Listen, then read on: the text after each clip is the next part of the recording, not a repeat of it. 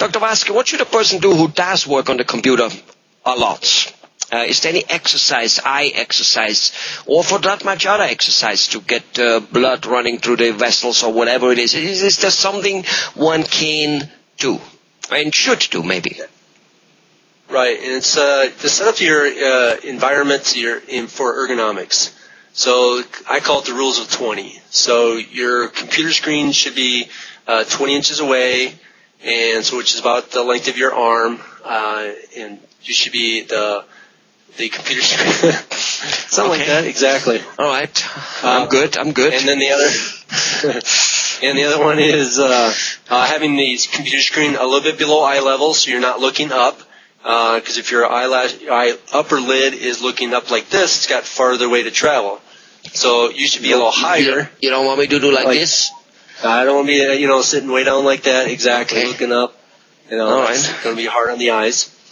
And every 20 minutes, you have to look away at something that's 20 feet away, like with something with detail, like maybe looking out the window or at a clock or a bookshelf with maybe some on the bookshelves. That's 3 times an hour in an 8-hour shift. That's 24 times. That's 24 times the chance for me to getting freaking fired.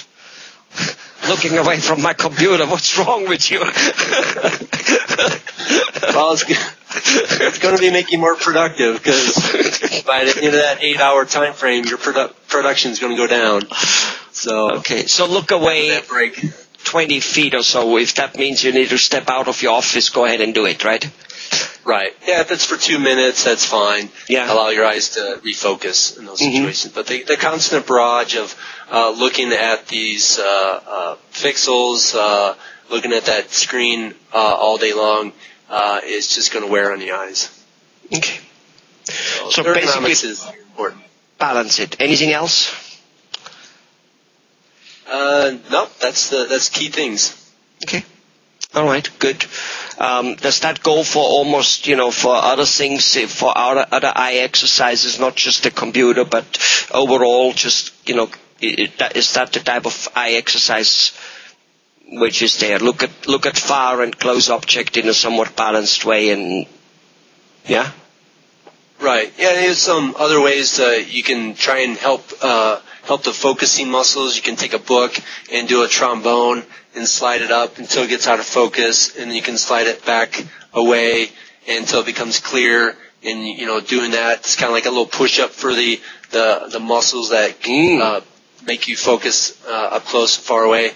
There's some proof in that to help your eyes be more flexible, make the lens. It's actually the lens of the eye be more flexible. I mean, the muscles that bend that lens to autofocus, like a camera, need to be worked out more. I mean, it's going to harden anyway.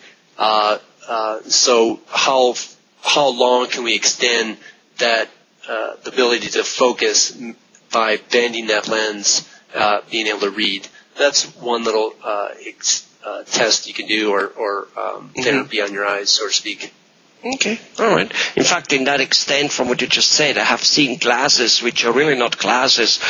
Those are glasses with lots of little holes in it, and you try to learn how to read through those holes. I have tried them, because somebody had them, and I said, what's that all about? And the person told me, and I looked through it, and holy and behold, it almost worked a little bit like a magnifying glass, or at least it had the effect like, like when you read in the sunlight, where in the sunlight I can read the newspaper, inside, even though it's nice and light, I cannot. So is there anything, is that the similar effect what you just have by kind of like looking through exercising the eye or what? Sort of. With the pinhole effect, you're getting the one ray of light that goes through that one hole and able to focus right on your eye. And that's why when it's bright, your pupil gets really small and it works like a pinhole. So there's this one bit of image ray that gets focused or put on the back of your eyes, and which is you're not having to work at it. So that's called a pinhole effect. The focusing the exercise is to make the lens more flexible. Okay. Got it. Okay.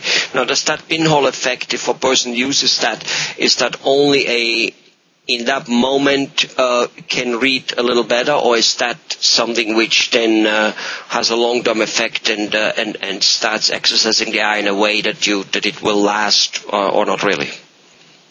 No, I mean, even if with any pinhole, with any type of person, or any person that has some type of visual correction, whether it just be for reading or just be far away, there always will be that one image that goes focused into the eye. So a pinhole, it's not really doing any exercises to the eyes.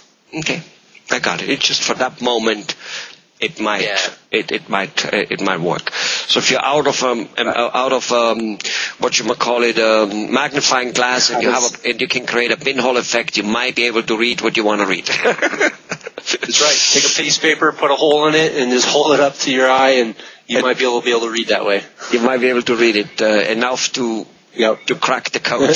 Goodbye. All right. Okay. Thanks a lot. Thank you.